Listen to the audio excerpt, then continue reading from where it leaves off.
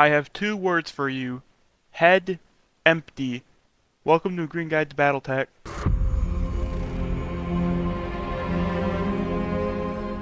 The Hunchback is the mech for those who say, screw tactics, I want a unga bunga beeline towards the enemy front line just to fire twice and die.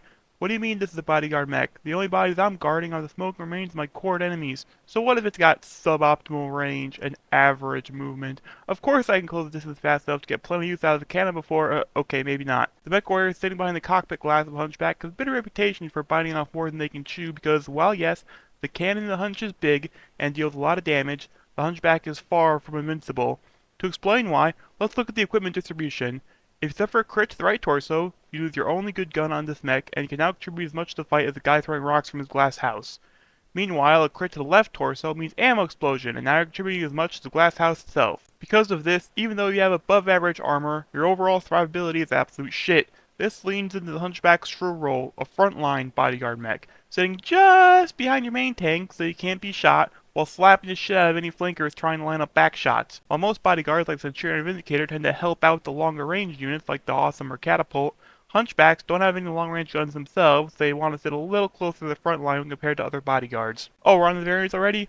Okay, I guess. There's really not a lot to talk about. The 4G is a standard autocannon 20 with 2 medium lasers we've been discussing so far. The AC-20 packs a massive punch, a brawling range, and that's pretty much it. Most of the Hunchback variants fall into one or two categories. 4G, but slightly better, or the Swayback. Swaybacks are the community's term for any Hunchback variant that doesn't mount a big, 20 damage dealing cannon. The king of Swaybacks is the 4P version.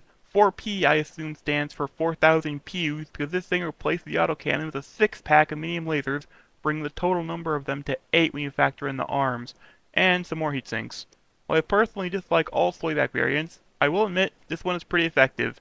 It solves the ammo explosion problem, it solves the problem of losing your only gun to a lucky crit, and if you happen to deal most of the laser damage to the same location, it actually packs a good punch. Let's see here, an AC-20 does 20 damage per shot, obviously.